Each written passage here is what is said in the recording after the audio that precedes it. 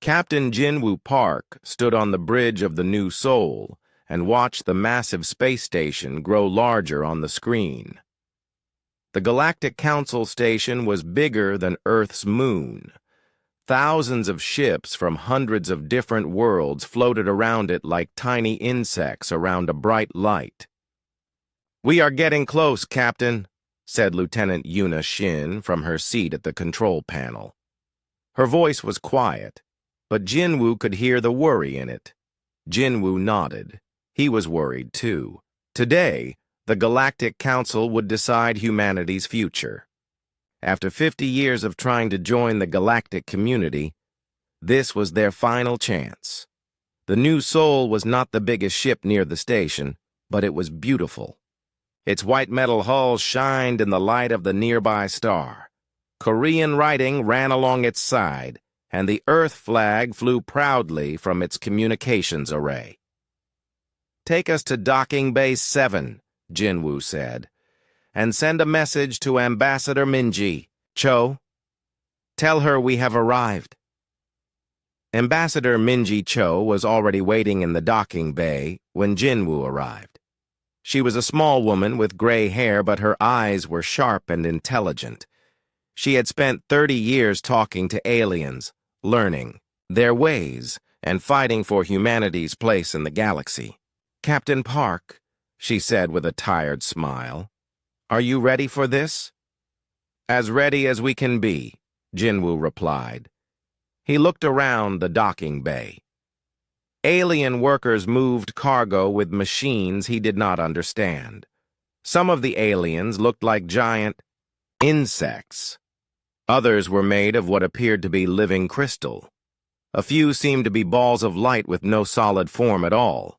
"Remember," Minji said as they walked toward the main corridor, "do not show too much emotion. The Council thinks humans are too emotional to be trusted. We must prove them wrong." The Council chamber was enormous. It was built like a huge bowl, with seats rising up on all sides. In the center was a platform where speakers could address the assembly. The chamber could hold representatives from over 300 worlds. Jinwoo and Minji took their seats in the human section, which was very small. Only 12 humans were allowed to attend council meetings, and they were considered observers, not members. High Counselor Vexrath of the Vorthak called the meeting to order. The Vorthak were ancient beings made of living crystal.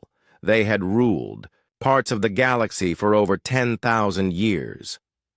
Vexrath's crystal body caught the light and threw rainbow patterns across the chamber walls. "Today we discuss the human application for full galactic citizenship," Vexrath said. His voice sounded like wind blowing through a cave. "The evaluation period is complete. The decision committee will now present their findings." Counselor Nexara of the Luminary floated to the speaking platform. The Luminary were beings of pure energy, appearing as shifting balls of bright light. When Nexara spoke, her voice seemed to come from everywhere at once. "The committee has studied human behavior for 50 standard years," she said. "We have watched their wars, their politics, their art, and their science. We have one conclusion. Humans are too unpredictable for galactic society." Murmurs filled the chamber. Jinwoo felt his heart sink, but he kept his face calm. Beside him, Minji gripped her chair tightly. "Humans change their minds constantly," Nexara continued. "They fight among themselves over ideas that have no logical basis. They make decisions based on feelings rather than facts. They cannot be trusted to follow galactic law because they do not even follow their own laws consistently." Counselor Zixhan of the Nexari came forward next. The Nexari were a hive mind species that looked like large ants walking on 2 legs. When one Nexari spoke, all Nexari everywhere knew the words immediately. "The Nexari Collective agrees," Zixhan said in a voice that buzzed like 1,000 insects. "Humans are chaotic. They have no unified purpose. Each human thinks differently from others of their species. This makes them dangerous to galactic order. More murmurs filled the chamber. Most of the alien representatives were nodding in agreement.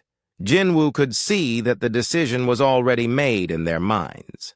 However, Vexrath said, we will allow the human representative to speak before we vote.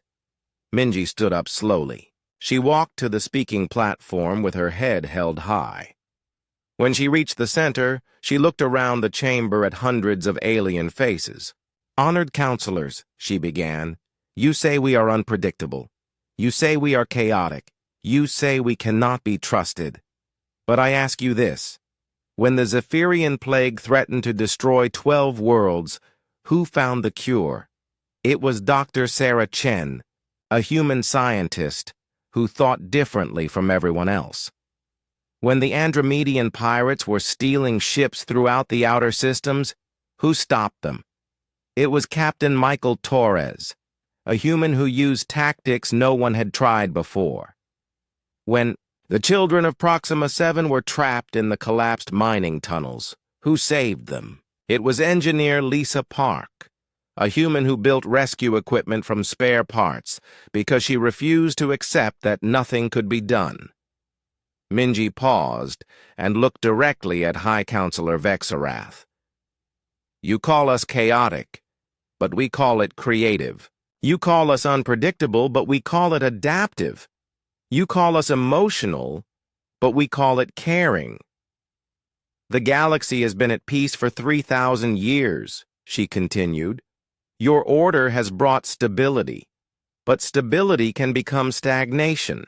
Growth requires change, and change requires new ideas. Humans offer something the galaxy has not seen in millennia, the possibility of doing things differently. The chamber was completely quiet now. Even the constant humming of the station's machines seemed to have stopped. Minji took a deep breath and continued. We do not ask you to become like us. We ask only for the chance to work beside you, to contribute our different way of thinking to the galactic community. Our chaos is not destruction, it is creation. Our emotions are not weakness, they are strength. Judge us not by your standards, but by our actions. We have helped your worlds when they needed help. We have shared our knowledge freely. We have never broken a treaty or started a war with any galactic species. We have earned the right to be here. When Minji finished, the chamber remained silent for a long moment. Then Vexarath spoke. Your words are interesting, Ambassador Cho. But words do not change facts. The committee has made its recommendation based on careful study. We will now vote. The vote was not close. Of the 312 council members present, only 47 voted in favor of human membership. The rest voted to classify humanity as a Class C unstable species, which meant they would be restricted to their own solar system indefinitely. As the council session ended, Jinwoo and Minji walked back to their ship in silence. The corridors of the station seemed darker now, and the alien workers paid them no attention. 50 years, Minji said quietly as they reached the docking bay. 50 years of trying to prove we belong here. Maybe we don't, Jinwoo replied. Maybe we belong somewhere else. As they boarded the new Soul, Lieutenant Yuna Shin met them at the airlock. Captain, she said urgently, we received a coded message while you were in the council session. It's from Dr. Hyunwoo Lim? Jinwoo frowned. Dr. Lim was a human scientist who had been working in Vorthak space for the past 2 years, studying their crystal-based technology.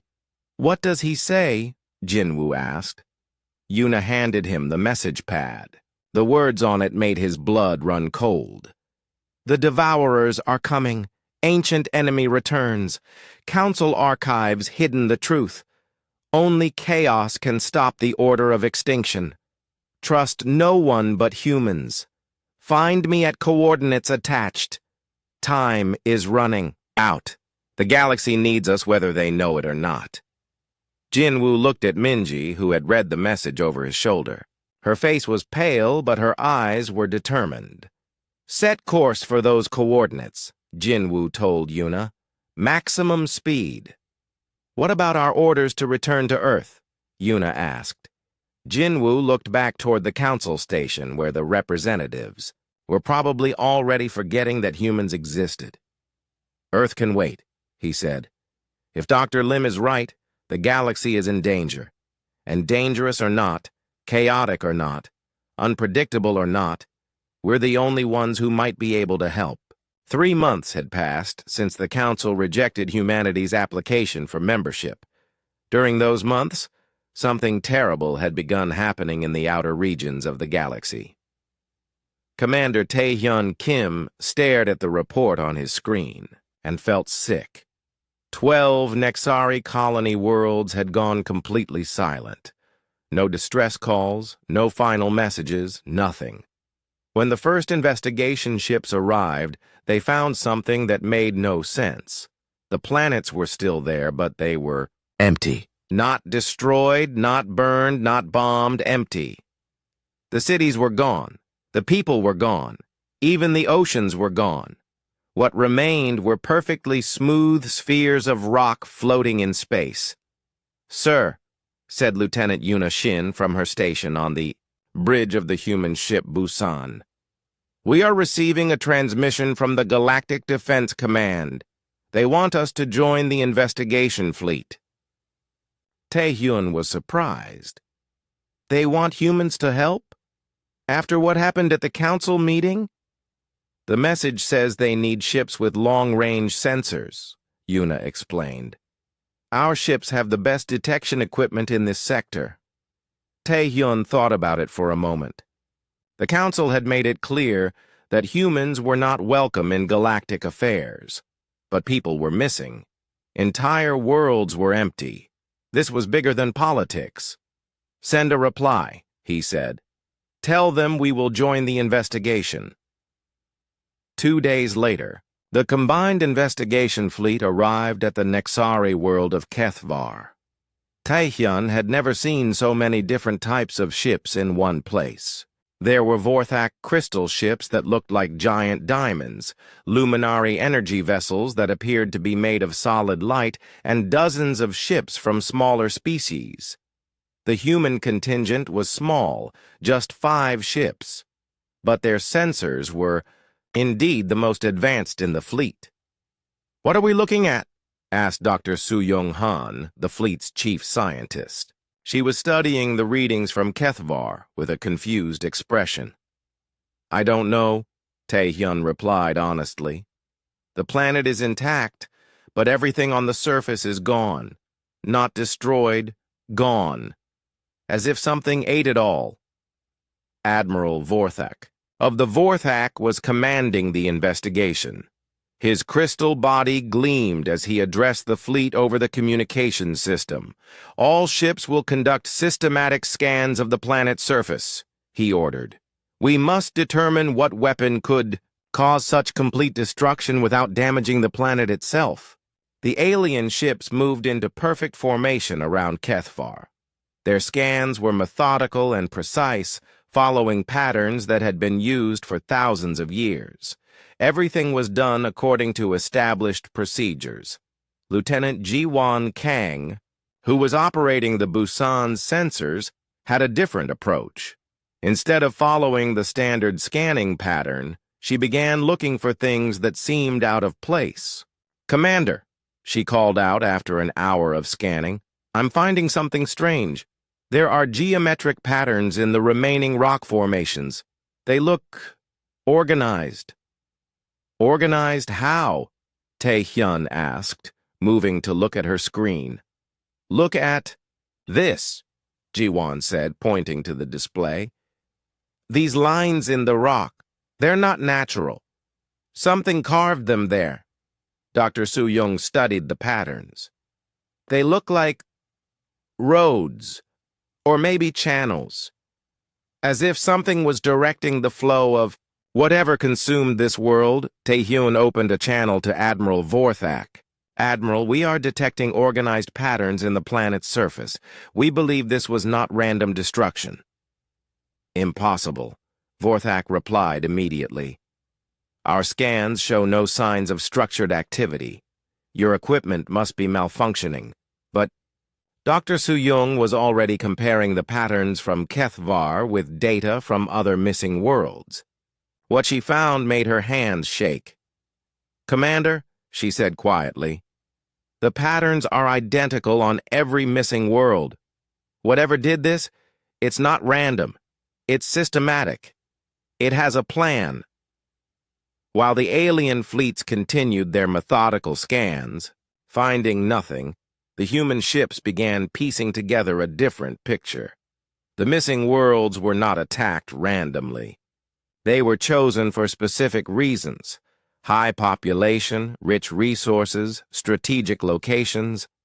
Dr. Hyunwoo Lim's message had mentioned devourers, but Taehyun had not understood what that meant. Now, looking at 12 empty worlds, he was beginning to understand. On the fourth day of the investigation, long-range sensors detected something approaching from outside the galaxy. It was big, bigger than anything in the Council's databases, and it was moving toward them at incredible speed. All ships, prepare for contact with unknown vessel, Admiral Vorthak ordered. Assume defensive positions. The alien ships moved into their traditional battle formation, a perfect sphere with the largest ships in the center and smaller ships forming protective layers around them. It was a formation that had worked for thousands of years against every enemy the galaxy had ever faced. The approaching object was not a ship. It was something else entirely, a mass of dark metal and organic material that seemed to shift and change as it moved. It was easily the size of a small moon, and sensors showed it was not solid.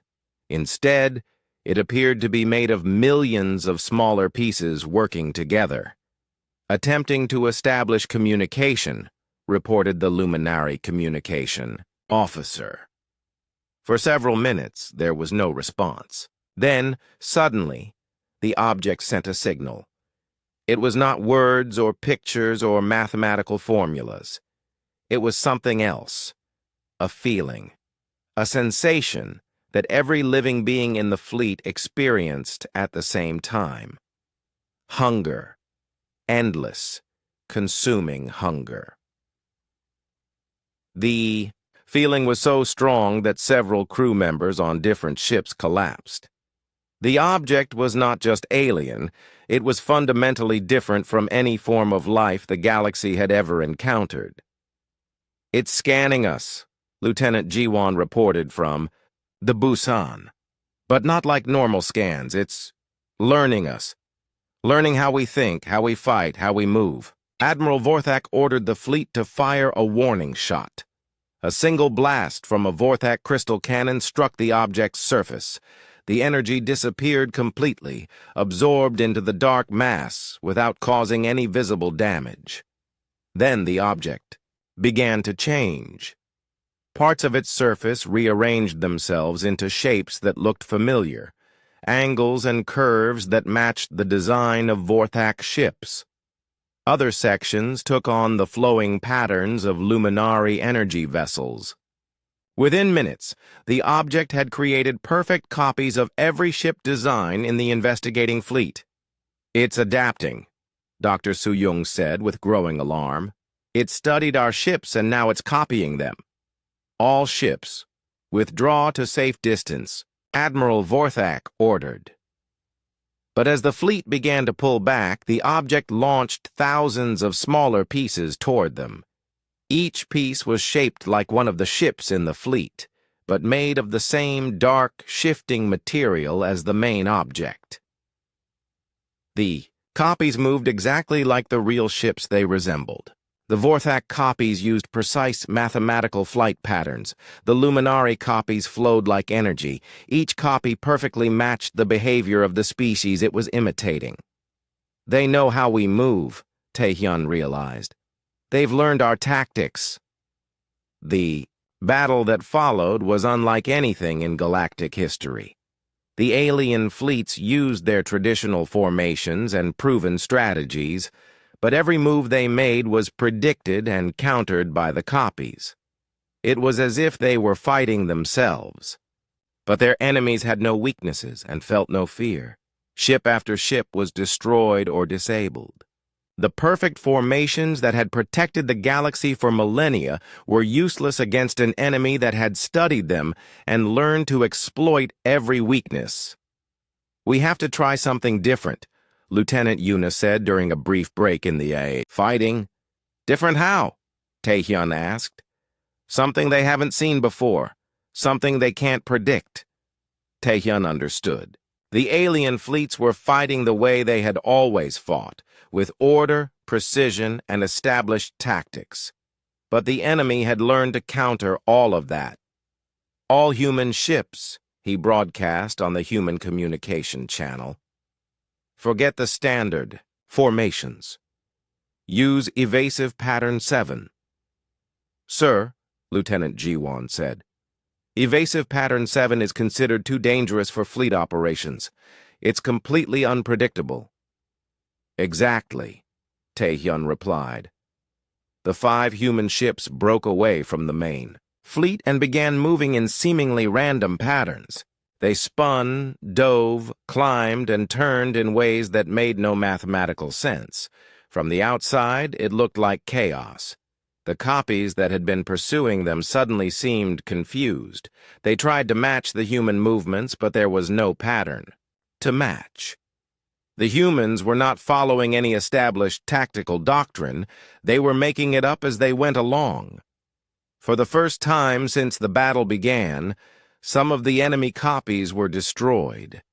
"Impossible," Admiral Vorthak transmitted. "Your ships are operating outside all known tactical parameters. This is madness." "Maybe," Taehyun replied as the Busan spun through another impossible maneuver. "But it's working." The human attack gave the alien fleet time to withdraw, but the damage was severe. Half the investigating ships had been destroyed or disabled. The survivors limped back toward the inner systems, carrying news that would shake the galaxy to its core. The Devourers had returned. As the Busan jumped into hyperspace, heading back toward human space, Dr. Soo-young compiled her report on what they had learned. "The enemy adapts to any tactical system it encounters," she wrote. "It learns from every engagement and becomes stronger. Traditional warfare appears to be useless against it. Only completely unpredictable tactics showed any effectiveness." She paused and looked at her own words. The Galactic Council was in chaos. For the first time in 3,000 years, the Great Chamber was filled with shouting voices and angry gestures. Representatives from dozens of worlds demanded answers that no one could provide. High Counselor Vexrath tried to maintain order, but his crystal form was flashing with colors that betrayed his stress. "The defense fleets are being reorganized according to Protocol 7, he announced. "All worlds will prepare their strongest defenses." "Protocol 7 failed," shouted Representative Clix Ara of the Zenthari. "Half our investigation fleet was destroyed. The enemy adapted to every tactic we used." In the human observation section, Captain Jin-Woo Park watched the argument with growing concern. He had returned from his secret meeting with Dr. Hyun-Woo Lim with information that could change everything, but the council refused to listen to humans. Dr. Lim had been hiding in an abandoned research station in Vorthak space for months. What he had discovered in the ancient archives would terrify the council, if they would pay attention. "The Devourers come every 50,000 years, Dr. Lim had explained, his face pale from months of hidden research. "The council knows this, but they've hidden the truth. Every cycle, They come from outside our galaxy and consume entire civilizations. The only species that have ever survived their attacks were the ones the Council considered chaotic and unpredictable. What happened to those species? Jinwoo had asked. They were eliminated by the Council itself, Dr. Lim replied bitterly. After each devourer cycle, the Council rebuilt galactic civilization based on order and predictability. They killed or exiled anyone who thought differently, because different thinking was considered dangerous. Now, watching the Council argue while more worlds went silent every day, Jinwoo understood the terrible irony. The Council had spent thousands of years creating the perfect conditions for the Devourers to succeed. Ambassador Minji Cho approached Jinwoo during a break in the session. "What did you learn from Dr. Lim?" she asked quietly. "Enough to know we need to act fast," Jinwoo replied. "The Council won't listen to us officially, but there might be another way." That night, Jinwoo and Minji held a secret meeting aboard the New Soul. They had invited young officers and scientists from several alien species, beings who were beginning to question their leader's rigid thinking. Lieutenant Nara Seo, a human strategist, presented her analysis of the recent battles. "Every engagement follows the same pattern," she explained. "The Devourers scan our formations, learn our tactics, and then counter them perfectly. But when Commander Taehyun's ships used unpredictable movements, the enemy couldn't adapt fast enough." "Unpredictable tactics are dangerous," said Sub-Commander Velthi, a young Vorthak officer. "They lead to chaos and unnecessary losses." "Maybe," said Dr. Ki-Wan Jang, a human psychologist. "But predictable tactics lead to total defeat. We've seen that already." The meeting continued through the night. Slowly, carefully, they began planning something that had never been tried before.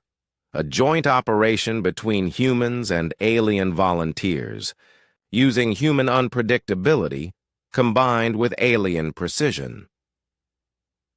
3 days later, the Devourer fleet reached the Luminari homeworld of Ethros. It was one of the most beautiful worlds in the galaxy, a planet of crystal cities floating in clouds of pure energy. 10 billion Luminari lived there, creating art and science that had inspired the galaxy for millennia. The defense fleet that waited for the Devourers was the largest ever assembled. 2,000 ships from 50 different worlds arranged in the perfect geometric formation that had protected the galaxy for 3,000 years. High Admiral Zexthon of the Luminari commanded the fleet from his flagship, the Eternal Light. He was confident that their overwhelming numbers and superior firepower would finally stop the Devourers. The battle began at dawn on Ethros.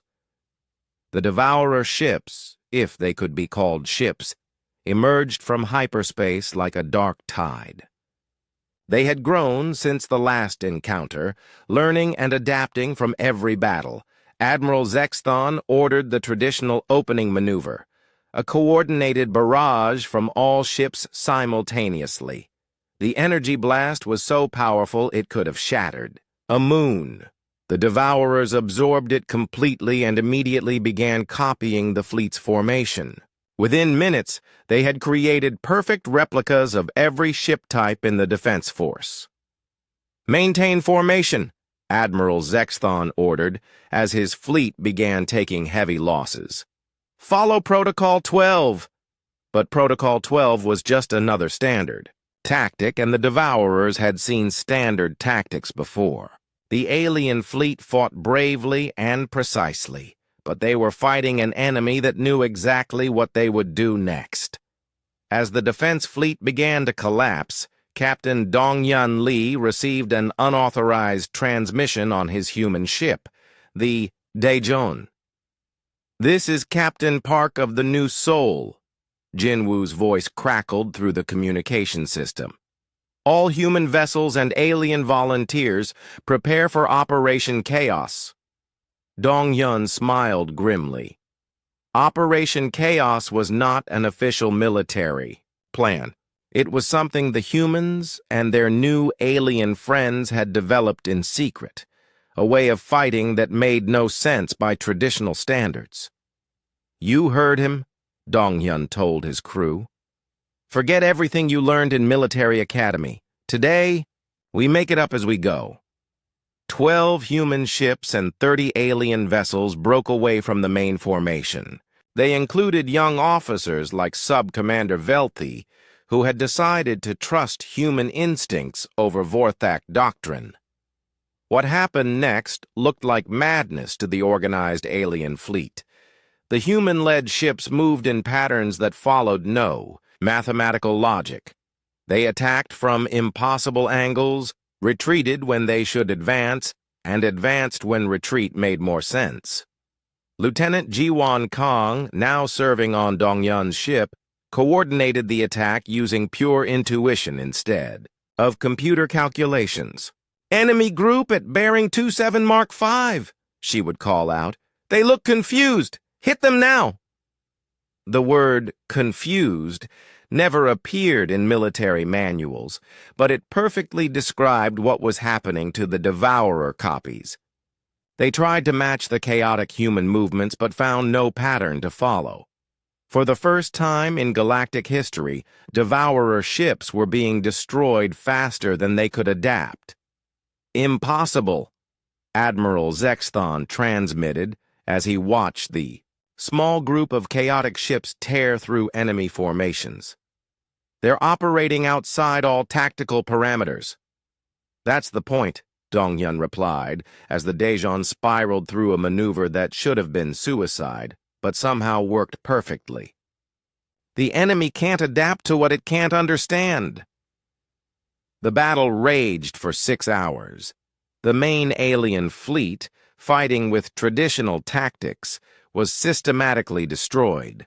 But the small group of human-led ships not only survived, but began pushing the Devourers back. As news of the victory spread through the galaxy, something unprecedented happened. Young officers and scientists from dozens of worlds began questioning their leaders' methods. If chaotic, unpredictable humans could defeat an enemy that destroyed traditional fleets, maybe chaos wasn't always bad. On the Council Station, High, Counselor Vexwrath received report after report of junior officers requesting transfer to human-led units. The rigid order that had held the galaxy together for millennia was beginning to crack. "This cannot be allowed," Vexwrath declared to the emergency council session. "If order breaks down, civilization itself will collapse." But Counselor Nexara of the Luminari, whose homeworld had been saved by human tactics, disagreed. "Perhaps," she said quietly, "some kinds of collapse lead to better things." The victory at Ethros changed everything. Humans were no longer seen as chaotic troublemakers by everyone. Now some saw them as chaotic saviors. Species that had never questioned the Council's authority began wondering if there might be better ways to live and fight. Dr. Su Yung Han, working frantically at her laboratory on New Busan, developed new weapon designs based on the same principle that made human tactics work. Instead of precise, predictable energy beams, she created weapons that fired in random patterns, made unpredictable course corrections, and even changed their own power levels during flight. To alien scientists, her designs looked crude and inefficient. But when tested against captured Devourer technology, they worked better than any traditional weapon. "The enemy learns from every shot we fire at it," she explained to a mixed group of human and alien engineers. "But if we fire shots that don't follow any pattern, it has nothing to learn from." Meanwhile, Captain Soman Park began training mixed human-alien crews in what she called adaptive combat. Instead of teaching specific maneuvers, she taught flexibility, how to change tactics instantly, how to trust intuition over data, how to work together even when you didn't understand what your teammates were doing. The training was difficult for the aliens, who had spent their entire lives following precise rules. But those who succeeded found a new kind of strength, the ability to face any situation with confidence, even when they had no plan. As reports came in of more Devourer fleets approaching the galaxy's core worlds, it became clear that the final confrontation was coming. The Council's traditional methods had failed, but a new way of fighting was emerging. It was a way that combined alien precision with human chaos, alien knowledge with human intuition, alien discipline with human creativity. The galaxy was learning to be unpredictable, and for the first time in 50,000 years, the galaxy was splitting apart. On one side stood the traditional council, led by the ancient races who had ruled for thousands of years. They insisted that order and discipline were the only way to save civilization from the Devourer threat. On the other side grew the coalition of the willing. Younger species and progressive thinkers who believed that humanity's chaotic methods offered the galaxy's best hope for survival. Captain Soman Park found herself in the middle of this conflict, training mixed crews on a secret base hidden in an asteroid field. Her students included humans, young Vorthak, who questioned their crystal traditions, Luminari who had learned to dim their perfect light, and dozens of others from species across the galaxy. "Today we practice emergency adaptation," Soman announced to her class. "Your ship's engines have failed, your weapons are offline, and enemy vessels are approaching. You have 5 minutes to create a defense using only the materials in this room." The alien students looked around the training room with confusion. They saw maintenance tools, spare parts, food containers, and cleaning supplies. Nothing that looked like weapons or ship components. But the humans immediately began building. Engineer Myung Won took apart a waste recycler and combined it with a communications array. Pilot Yunbi Choi stripped wiring from the lights and connected it to a food heating unit. "This is impossible," said Subcommander Velthi, the young Vorthak who had joined the coalition after the battle at Ethros. "These items cannot be converted into functional defense systems." "Watch and learn," said Lieutenant Hyun Oh, connecting Myung's device to Yunbi's improvised power source. When the 5 minutes ended, the humans had created a working sensor jamming system from kitchen equipment and spare parts. It wasn't pretty, it wasn't efficient, and it definitely wasn't built according to any standard design principles. But it worked. "How?" Velti asked, his crystal form flickering with amazement. "We didn't try to build what we were supposed to build," Hyun explained. "We built what we could build with what we had. Sometimes that's better." While Somin trained the new generation of fighters, the traditional council was making desperate plans of their own. High Counselor Vexrath had secretly contacted the militant Krath Empire, a species that had been banned from galactic society for their aggressive expansion policies. "We offer you full council membership," Vexrath told Krath War leader Thexmore during a hidden transmission. "In exchange, you will help us eliminate the human influence that is corrupting galactic order." The Krath had powerful fleets and no love for humans, who had stopped several of their expansion attempts in the past. War leader Thexmore agreed to the deal immediately. "The humans and their chaos-loving allies will be destroyed," he promised. "Galactic order will be restored." What neither the traditional council nor the Krath realized was that Dr. Kiwan Jang, the human psychologist, had developed new communication protocols that allowed different species to share information more effectively. The Coalition's intelligence network was far better than anyone suspected. Admiral Junho Yang, the human military leader, received word of the secret alliance within hours of its formation. "They're planning to attack our training bases," he told the Coalition leadership during an emergency meeting. "The Traditional Council has decided that we're more dangerous than the Devourers." "Then we abandon the bases and scatter," suggested Captain Jinwoo Park. "No," Yang replied firmly. "If we run and hide, we can't prepare for the real enemy. The Devourer main fleet is coming, and when it arrives, this galaxy will need every ship and every trained crew we can provide." "What do you suggest?" asked Ambassador Minji Cho. Yang smiled grimly. "We give them the fight they want, but we fight it our way." The confrontation came 2 weeks later in the Kepler Nebula, a region of space filled with gas clouds and electromagnetic storms that made traditional navigation difficult. Admiral Yang had chosen the location carefully. It was a place where standard fleet formations would be nearly impossible to maintain. The Traditional Council fleet numbered over 800 ships, including the powerful Krath war vessels. They approached in perfect formation, their movements synchronized like a deadly ballet. The Coalition fleet was much smaller, only 200 ships of mixed design and origin. To an outside observer, they looked chaotic and disorganized as they scattered throughout the nebula. "Coalition vessels, you are ordered to surrender immediately," transmitted High Admiral Kex Taran, commanding the Traditional Fleet.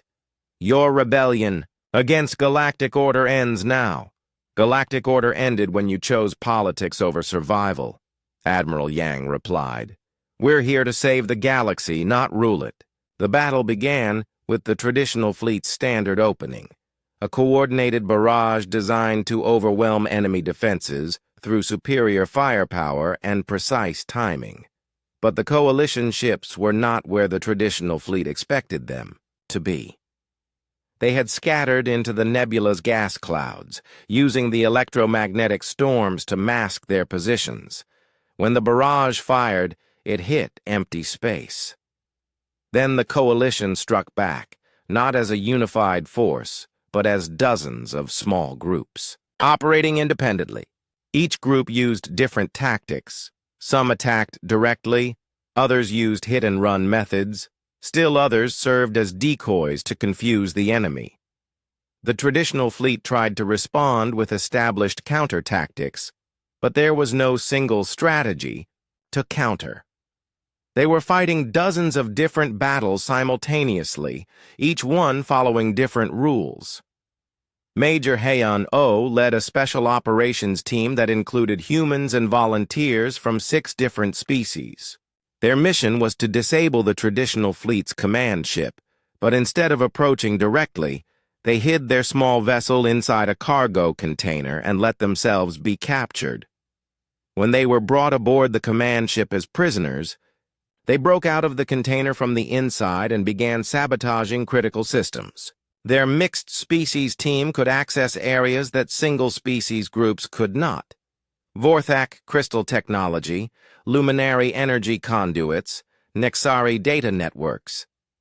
"This is impossible," Admiral Kex Taran declared as his ship's systems began failing.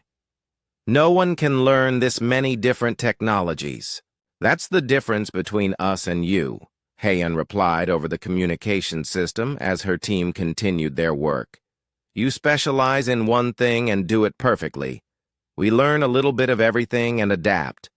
While Heian's team created chaos inside the command ship, the Coalition fleet began using a new tactic that Admiral Yang called swarm adaptation. Instead of maintaining fixed formations, the ships constantly regrouped in new patterns, like a school of fish avoiding predators. Every time the Traditional Fleet found an effective counter to one pattern, the Coalition immediately switched to a completely different approach. The enemy was always fighting the last battle, never the current one. Captain Sunho Bay, commanding the coalition ship Harmony, found himself leading a group of vessels from 12 different species against a Krath battle squadron. The Krath were experienced fighters who had conquered dozens of worlds, but they had never faced an enemy that included their former victims fighting alongside their former enemies. Remember, Sunho broadcast to his diverse fleet, we're not here to prove who's better. We're here to survive and protect the galaxy. Use whatever works. The battle raged for hours throughout the nebula. The traditional fleet's superior numbers and firepower should have made them unstoppable, but they were fighting an enemy that refused to follow the rules of warfare. As the conflict continued, something unexpected happened.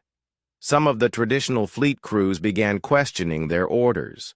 Young officers who had grown up hearing stories of human bravery and innovation found themselves reluctant to fire on the coalition ships. "We're fighting the people who saved Ethros," transmitted Lieutenant Yexval of the Vorthak heavy cruiser, Crystal Spear. "Are we sure this is right?" "Orders are orders," replied his captain. But Yexval could hear the doubt in his superior's voice. The turning point came when Dr. Su Yung Han's experimental weapons finally proved their worth. Her randomly firing, unpredictably moving projectiles were designed to confuse Devourer technology, but they worked just as well against traditional defense systems. The coalition began disabling traditional fleet ships without destroying them, using weapons that bypassed standard shields by simply not behaving the way weapons were supposed to behave. As more traditional ships were disabled, their crews found themselves rescued by the same coalition forces they had been fighting. Instead of being treated as prisoners, they were offered food, medical care, and explanations of why the coalition was really fighting. "The Devourers are coming," Captain Salmon Park told a group of captured Krath officers. "When they arrive, do you want to face them with failed tactics and broken fleets, or do you want to stand with people who have actually found a way to fight back?" The captured Krath War Commander Thexval looked around at his crew, who were being treated with respect despite being enemies moments before. "You would trust former enemies to fight beside you?" he asked. "We're all in the same galaxy," Soman replied. "When the Devourers come, there won't be any enemies left to fight, only survivors and victims. Which do you want to be?" By the time the battle in the Kepler Nebula ended, the traditional Council fleet had been defeated, but not destroyed. The Devourer main fleet emerged from the dark space between galaxies like a nightmare made real. It was not one massive ship, but millions of smaller vessels, each one perfectly adapted to consume and destroy.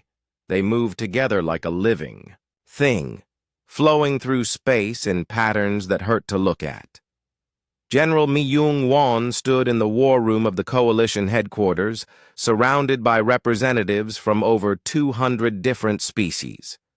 The massive display screen showed the approaching enemy, a dark tide that covered half the galaxy's outer rim. "How many ships are we facing?" asked Captain Sunho Bay. "Our sensors stopped counting at 10 million, replied Dr. Su-Young Han. "And they keep coming." The coalition had prepared for this moment, but seeing the enemy's true size was still shocking. Every ship they had, every trained crew, every experimental weapon, it all seemed tiny compared to the approaching darkness. The traditional approach would be to gather our fleets and meet them in decisive battle, said Admiral Junho Yang. But we know how that ends. The Devourers adapt to organized resistance. "So what do we do instead?" asked Sub-Commander Velthi, the Vorthak officer who had become one of the Coalition's most trusted strategists. General Myung smiled, but her eyes were hard. We do what humans do best. We make it up as we go along. The plan that emerged was unlike anything attempted in galactic history. Instead of gathering their forces into large fleets, the coalition would scatter into thousands of small groups throughout the galaxy. Each group would operate independently, with no central command, structure that the Devourers could target or predict. You want us to abandon all military doctrine? Asked War Commander Thexval of the Krath, who had joined the coalition after the battle in the Kepler Nebula.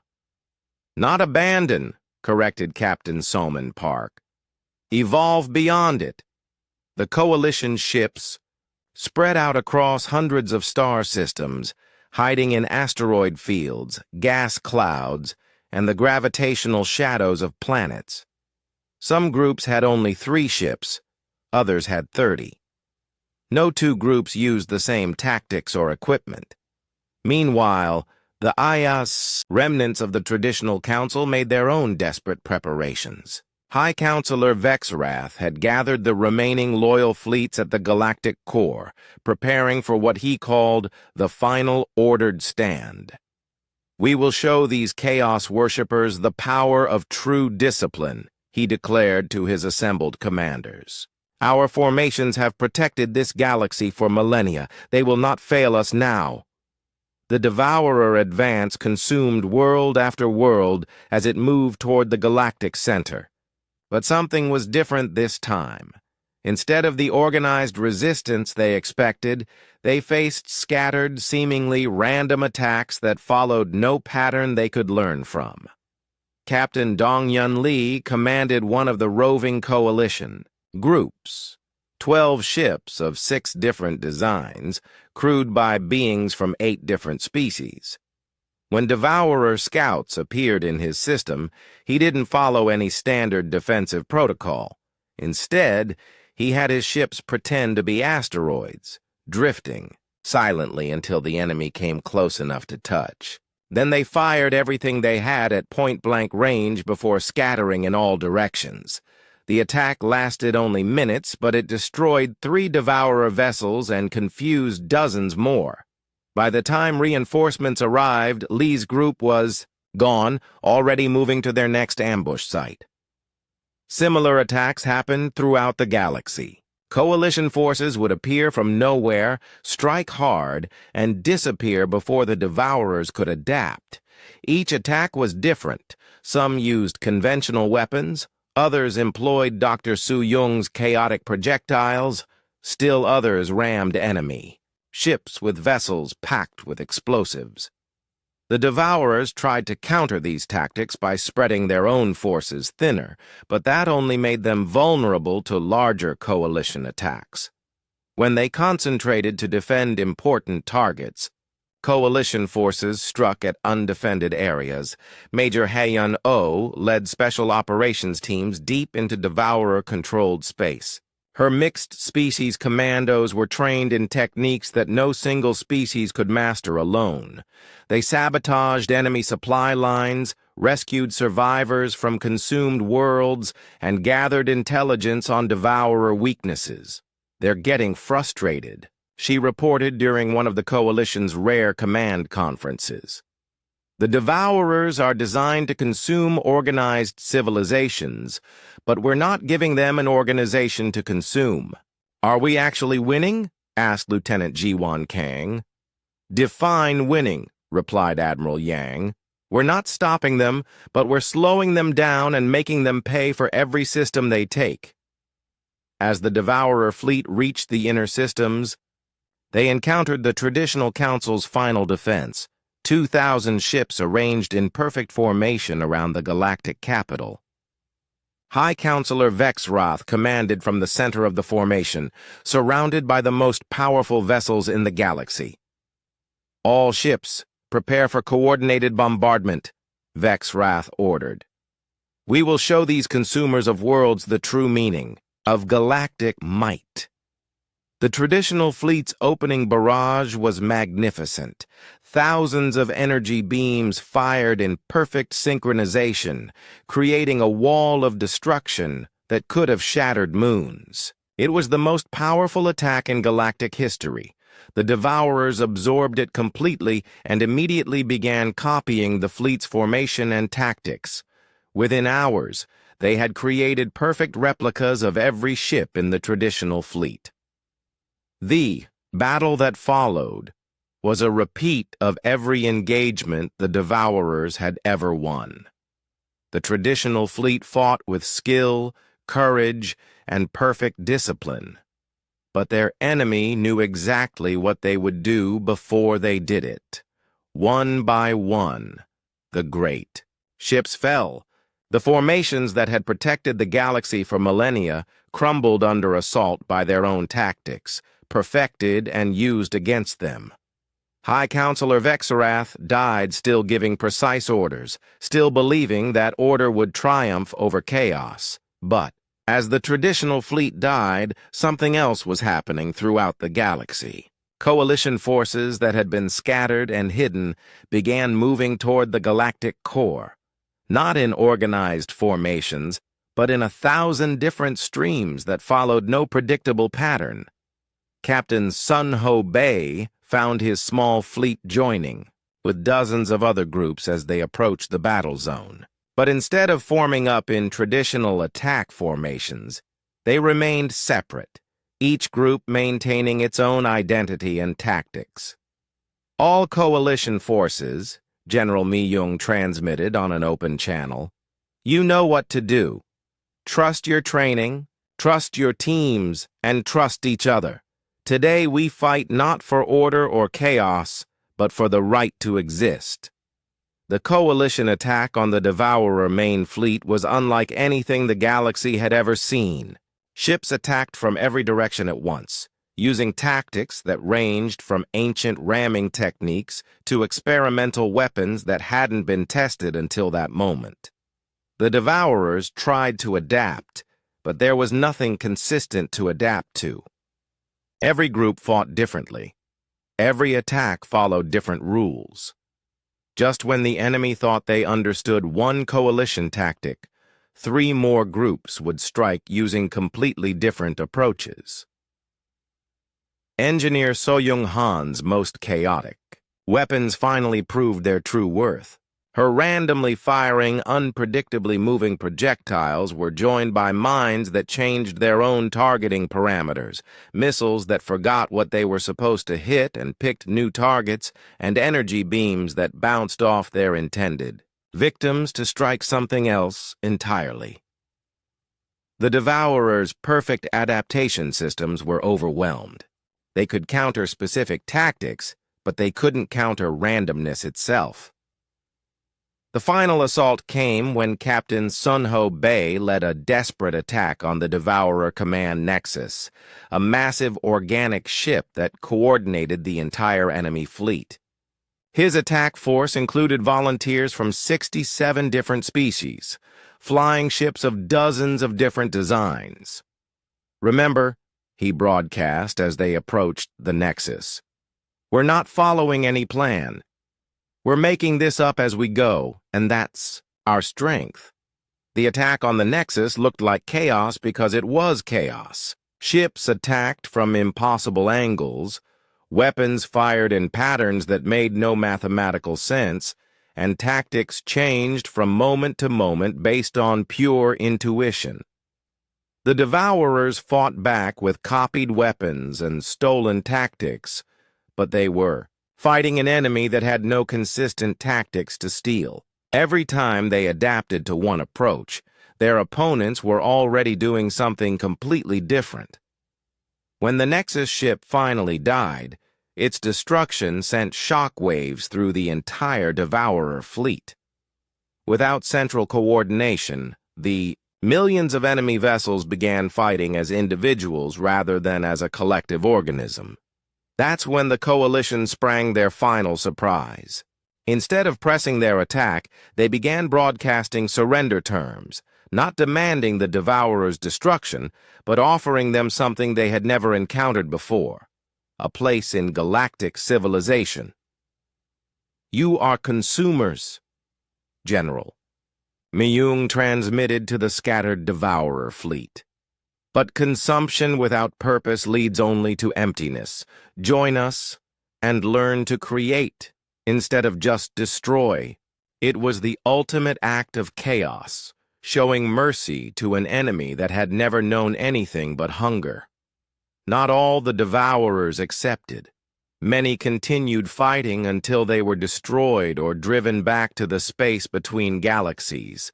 But thousands of them chose to stay, beginning the long process of learning to be something other than perfect consuming machines. In the months that followed, the galaxy began to rebuild itself.